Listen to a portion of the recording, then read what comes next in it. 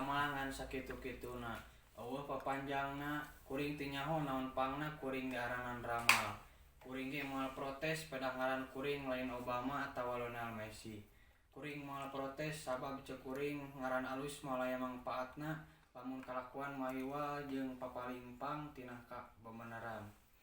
Kuring oge moal protes pedah batur sok nyerbut gelo ka kuring. Padahal ceuk rasa waras kuring teh, ceuk kuring jejeg kuring teh. Batur wae sok nyebut otak miring atawa kurang sandan ka kuring. Padahal kuring mah ajeg teu miring teu sing. Padahal ceuk kuring loba nu leuwih gelo tibatan kuring.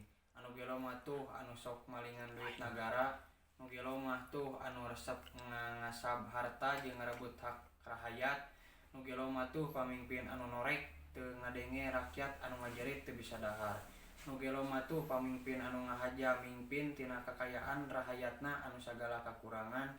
Nu gelo mah tuh pamimpin anu teu bisa mingpin, nu gelo mah tuh pamimpin anu lakuna lain turutaneun. Teu gampang deuleu jadi pamimpin teh, gede deuleu tanggung jawabna jadi pamimpin mah. Yeuh, teu sagawayah deuleu jadi pamimpin mah, teu kabeh deuleu bisa jadi pamimpin. Nu matak kuring mah sok seuring mun ningali anu ngantri pada hayang jadi pamimpin.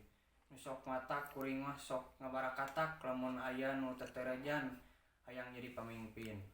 Tah lain teu waras ngaranna lamun kabeh hayang jadi pamimpin.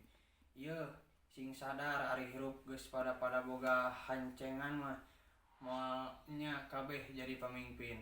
Lamun batur jadi pamimpin atuh urang jadi dipingpinna apan bager mah. Apan leuwih hade darajatna tibatan pamimpin anu kacrut. Kusabab jadi pamimpin teh lain gawe enteng, kuring mah teu hayang jadi pamimpin. Mending kieu hirup bebas eueuh anu ngatur, eueuh anu nyarek mending siga kuring. Bebas teu kauger ku aturan ieu-ieu. Nu matak lamun hayang hirup teu moinah lepas tina sagala kusabab hayu hirup siga kuring. Wassalam dicatet tina buku.